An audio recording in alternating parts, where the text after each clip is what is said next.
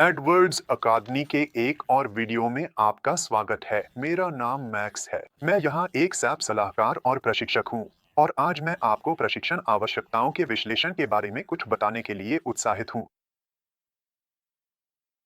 अब मैं आपको चरण दर चरण दिखाना चाहूंगा कि प्रशिक्षण आवश्यकताओं का विश्लेषण कैसे किया जा सकता है। इस बिंदु पर यह कहना महत्वपूर्ण है कि जब मैं प्रशिक्षण आवश्यकताओं का विश्लेषण करता हूं, तो मैं 5 मुख्य बिंदुओं का उल्लेख करूंगा जो मेरे लिए महत्वपूर्ण हैं। इन 5 बिंदुओं को जरूरत के अनुसार छोटा या बड़ा किया जा सकता है और इसका मतलब है कि यह प्रशिक्षण आवश्यकताओं के विश्लेषण को प्रस्तुत करने के लिए कोई निश्चित खाका नहीं है।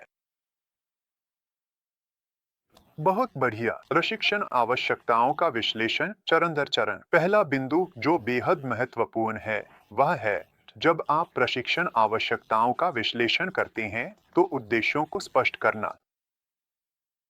प्रशिक्षण से क्या हासिल करना है? यहाँ कई तरह की अपेक्षाएं होती हैं, चाहे वह कंपनी के भीतर आंतरिक रूप से हो जब मैं टीएनए करता हूँ या जब मैं किसी क्लाइंट के लिए करता हूँ। यहाँ अपेक्षाओं का प्रबंधन ठीक ठीक और स्पष्ट रूप से परिभाषित करना महत्वपूर्ण है। मुझसे मूल रूप से क्या विशेष रूप से अपेक्षित है? इसके बाद हम वर्तमान स्थिति का विश्लेषण करने की कोशिश करते हैं। इसका मतलब है कर्मचारी फिलहाल किस स्तर पर हैं? इसके लिए कई तरीके हैं, जैसे इंटरव्यू, वर्कशॉप, सर्वेक्षण या फिर संबंधित कार्य चरणों का अवलोकन करना। यहाँ लक्ष्य क्या है? लक्ष्य यह है कि वर्तमान स्थिति को सटीक रूप से निर्धारित किया जाए। कर्मचारी आज क्या कर सकते हैं?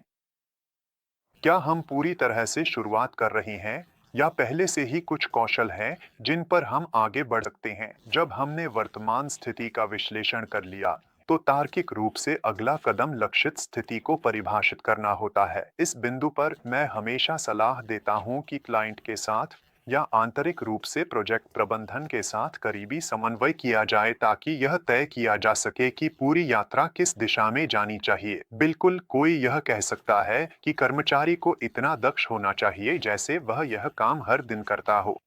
हालांकि यह अक्सर अधिक लागत या समय से जुड़ा होता है। यहाँ से या कहें वहाँ से यथार्थवादी अपेक्षाएं तय करें और साथ ही यथार्थवादी परिभाषाएं भी स्थापित करें। चौथा कदम है प्रशिक्षण उपायों को निकालना।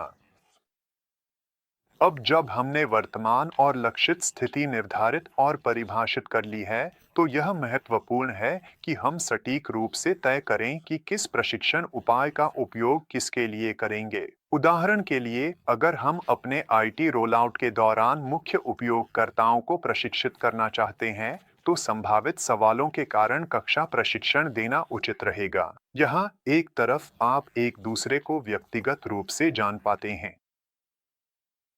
प्रशिक्षक और प्रतिभागी भी आपस में व्यक्तिगत संबंध बना सकते हैं, जो जटिल ज्ञान को समझाने में बेहद महत्वपूर्ण हो सकता है।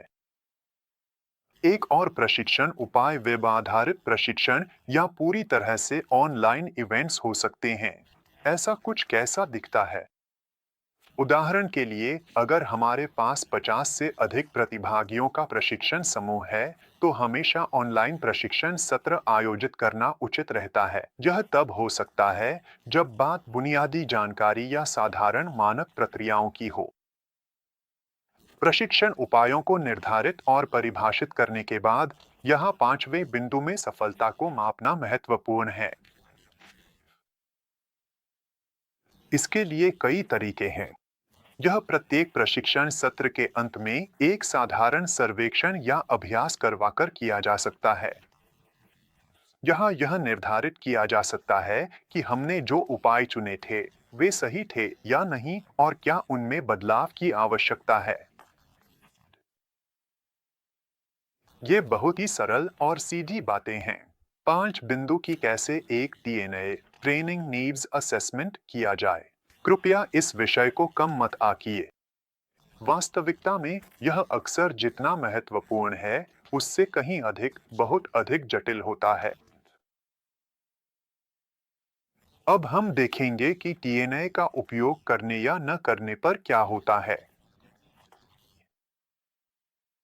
धन्यवाद, आपने समय निकाला। मुझे फिर से बहुत मजा आया। अगर आप सैप या प्रशिक्षण आवश्यकता विश्लेषण के बारे में और जानना चाहते हैं, तो बस अपनी जिज्ञासाएं कमेंट में लिखें। सब्सक्राइब करें, बेल आइकन दबाएं। मिलने को उत्सुक एडवर्ड्स अकादमी। फिर मिलेंगे।